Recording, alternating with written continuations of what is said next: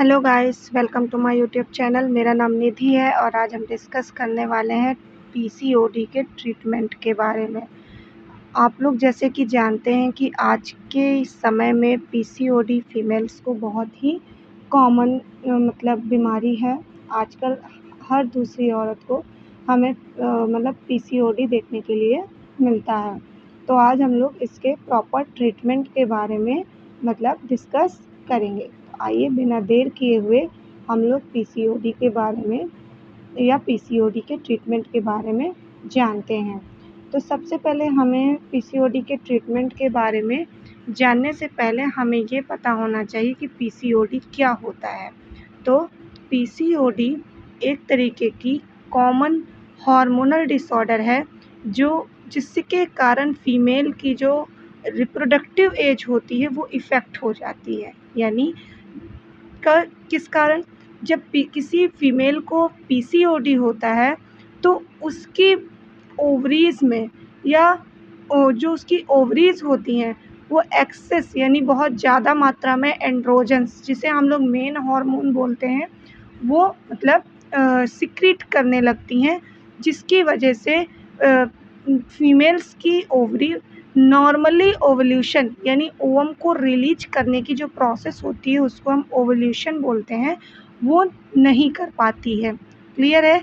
अगर हम दोबारा देखें तो पीसीओडी एक ऐसी कॉमन हार्मोनल डिसऑर्डर है जिसके कारण फीमेल्स की रिप्रोडक्टिव एज अफेक्ट हो जाती है।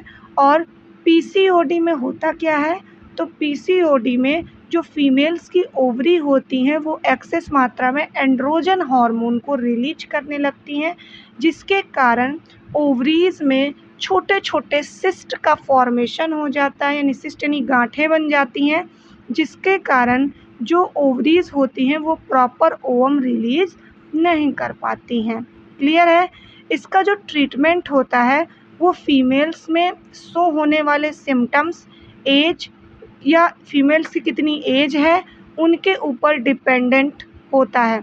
इस पर भी निर्भर होता है कि वो फीमेल मतलब वो प्रेग्नेंट है या फिर उसको किसी प्रकार की रिप्रोडक्टिव एज में किसी प्रकार की फीमेल रिप्रोडक्टिव डिसऑर्डर है। क्लियर है? तो आइए हम लोग इसके ट्रीटमेंट के बारे में जानें।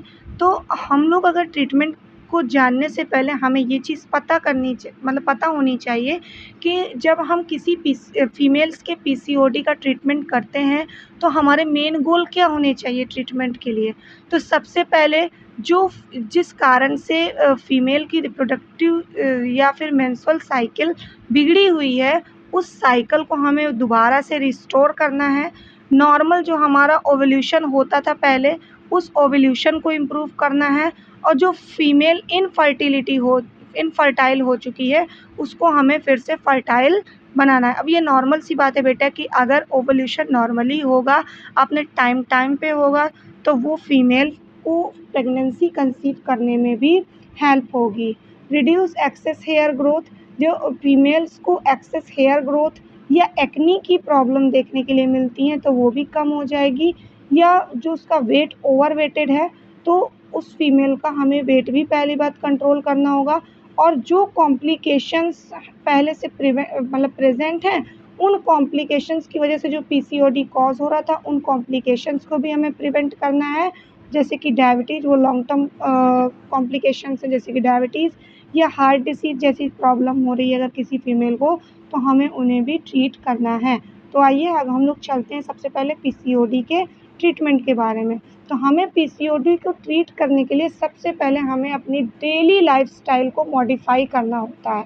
अब डेली लाइफ़स्टाइल के अंदर तो बेटा हमारे बहुत सारी चीज़ें आ जाती हैं, जिसमें से हमारी सबसे पहले आ जाता है डाइट।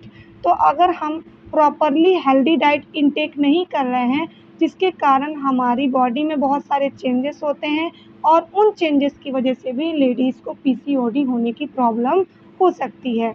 तो सबसे पहले अगर हम प्रॉपर बैलेंस डाइट ले रहे हैं तो हमारी बॉडी पे सारे हार्मोन्स अच्छी तरीके से सिक्रीट आउट होंगे और हमारी बॉडी का इंसुलिन लेवल भी मेंटेन रहेगा। तो हमें पीसीओडी के दौरान कौन-कौन से फूड्स हम लोग रिकमेंड कर सकते हैं अपने पेशेंट को, तो होल ग्रेन्स जिसमें से आपके ओट्स आ जाते हैं, ब्राउन राइस आ जाता है या मिलेट्स आ जाते हैं।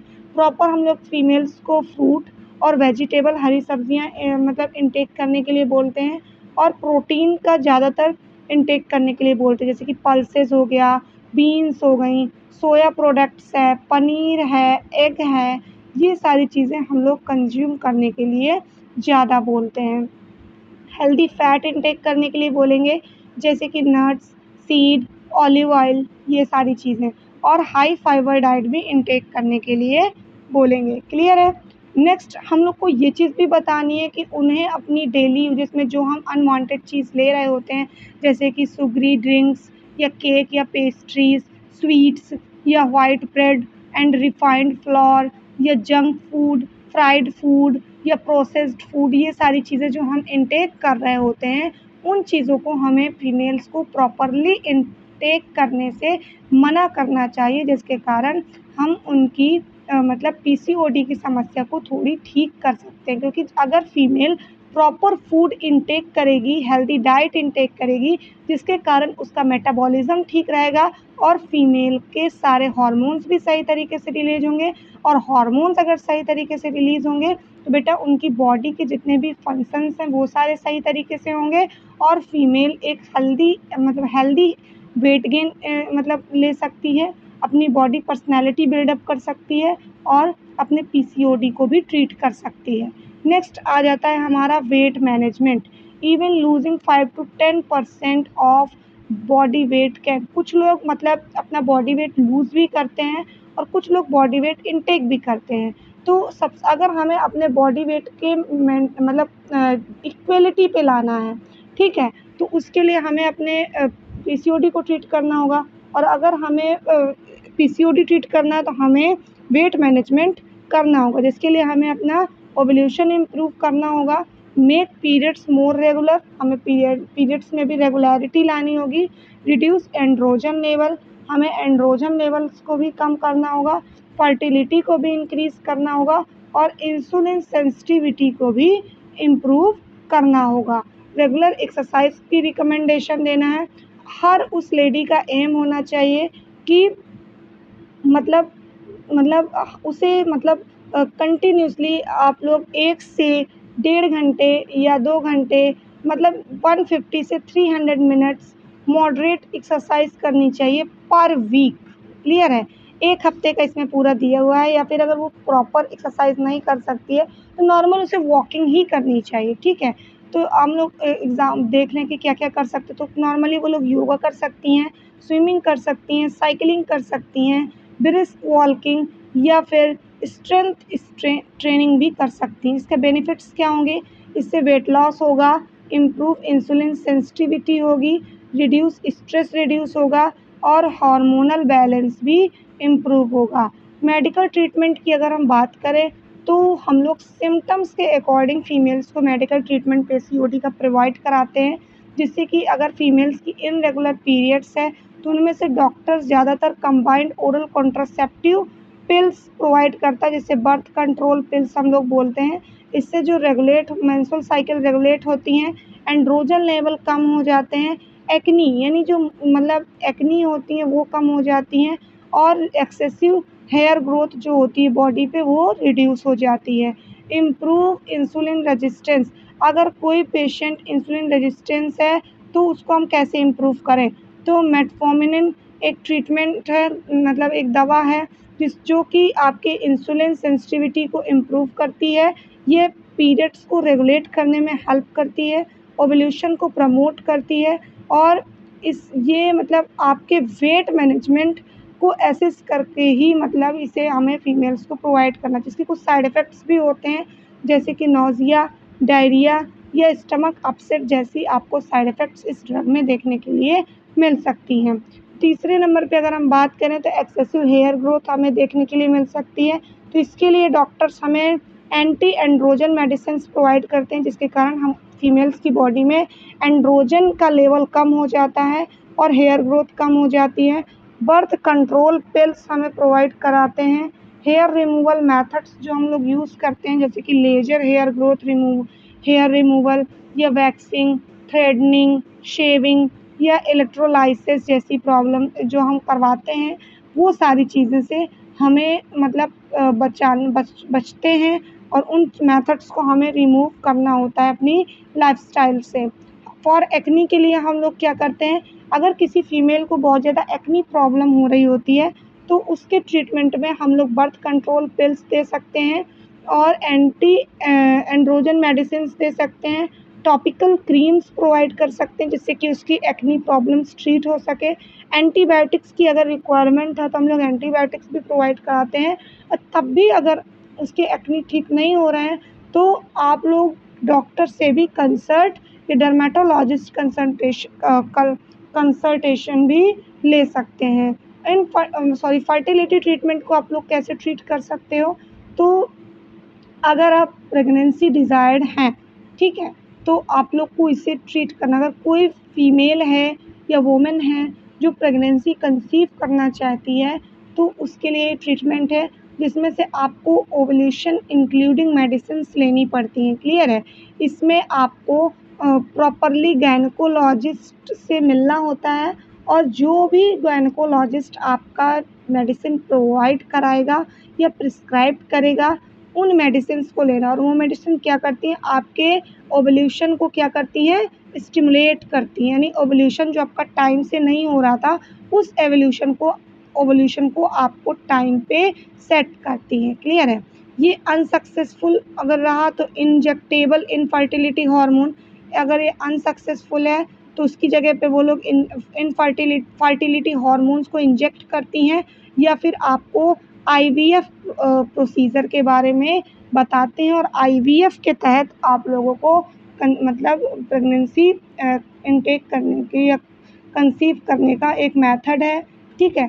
तो ये आपको बताती हैं इसके बारे में।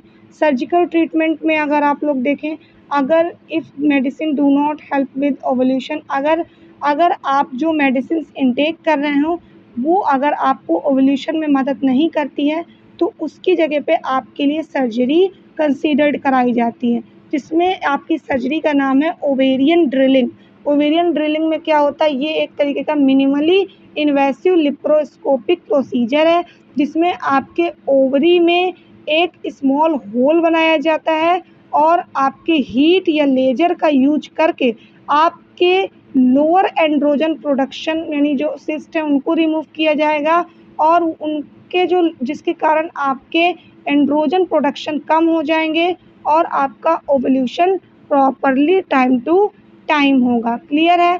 ट्रीटमेंट ऑफ एसोसिएटेड कंडीशन के अकॉर्डिंग आप लोग क्या क्या कंडीशंस के अकॉर्डिंग आप लोग ट्रीटमेंट प्रोवाइड कराते हो, तो ओबेसिटी आप उसके अकॉर्डिंग ट्रीटमेंट प्रोवाइड करा सकते हो। अगर कोलेस्ट्रॉल लेवल हाई है बॉडी में तो उसके अकॉर्डिंग, ब्लड प्रेशर हाई है तो उसके अकॉर्डिंग, प्री डायबिटिक या डायबिटिक पेशेंट है तो उसके अकॉर्डिंग, या स्लीप एपनिया जैसी कंडीशन है तो उसके, एंजाइटी डिप्रेशन का पेशेंट है तो भी आप लोग प्रोवाइड करा सकते हो। नेक्स्ट है आपका रेगुलर मॉनिटरिंग।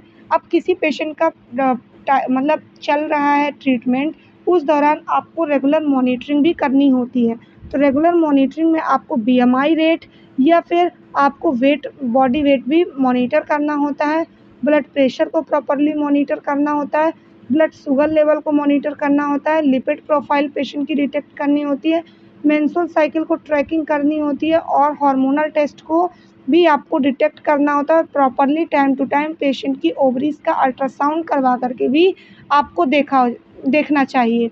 कॉम्प्लिकेशंस क्या क्या अराइज हो सकती हैं अगर आपको पीसीओडी आप टाइम पे ट्रीट नहीं कर पा रहे हैं, तो सबसे पहले आपको इनफर्टिलिटी देखने के लिए मिल सकती है, टाइप 2 डायबिटीज़ देखने के लिए मिल सकता है, हाई ब्लड प्रेशर देखने के लिए मिल सकता है, हाई कोलेस्ट्रॉल देखने के लिए मिल सकता है, हार्ट डिसीज़ हो सकती है, या एंडोमेट्रियल या ओवर ग्रोथ आप लोग मतलब एंडोमेट्रियम लेयर की ओवर ग्रोथ आपको देखने के लिए मिल सकती है, जिसके कारण आपको एंडोमेट्रियल कैंसर जैसी समस्या भी एराइज हो सकती है।